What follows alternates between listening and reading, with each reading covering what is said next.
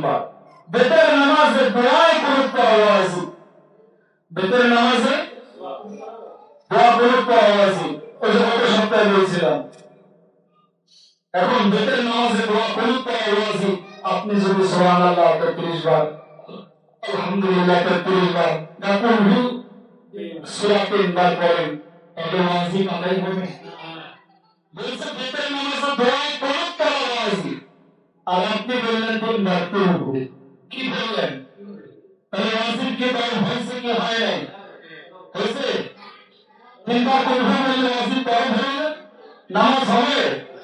জোরে বল না। হ্যাঁ, বেতের নামাজে দোয়ায় কুনুত পড়া, দুই ঈদের নামাজে 6 তাকবীর বলা।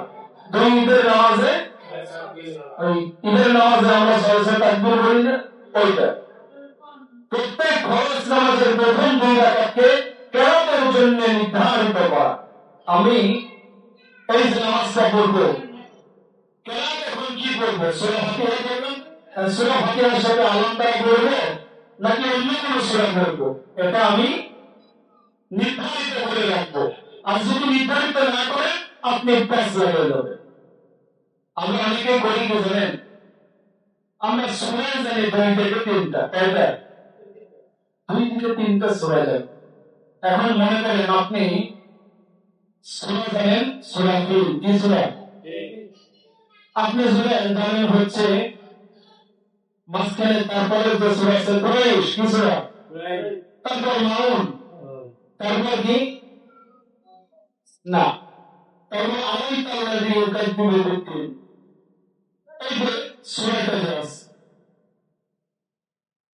এই 4টা সূরা যে আপনি শিখলেন মাউন পর্যন্ত, এখন আপনি আল্লাহু আকবার, সূরা ফাতিহা, আলহামদুলিল্লাহি রাব্বিল আলামিন, ওয়া দাল্লিন আমিন বলেন।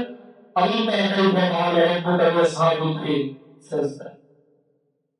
আবার উঠলেন, উঠে আলহামদুলিল্লাহি রাব্বিল আলামিন বলে এবার আপনি বললেন সূরা মাউন। মাঝখানে কুরাইশ বাদ গেল, কি করলেন? মাঝখানে যে কুরাইশ বাদ গেল, আপনার নামাজটা ফাসেদ হয়ে যাবে। কি হবে?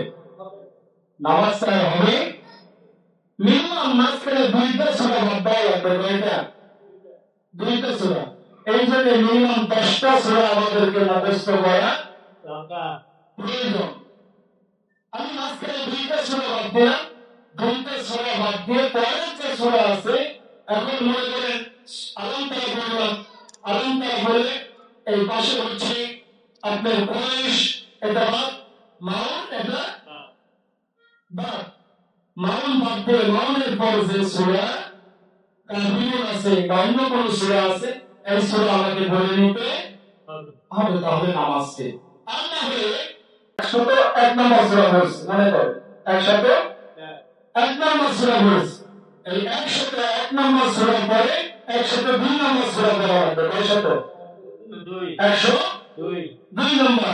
এখন যদি আমি 103 নম্বর সূরা পড়ি তাহলে হবে না, কিন্তু হবে 101 পড়লাম, 102 পড়লাম না, 103 পড়লাম না, 104 পড়লাম, তাই তো? 104, তাহলে নামাজ হবে। এটা হচ্ছে ওয়াজিব নামাজের ওয়াজিব।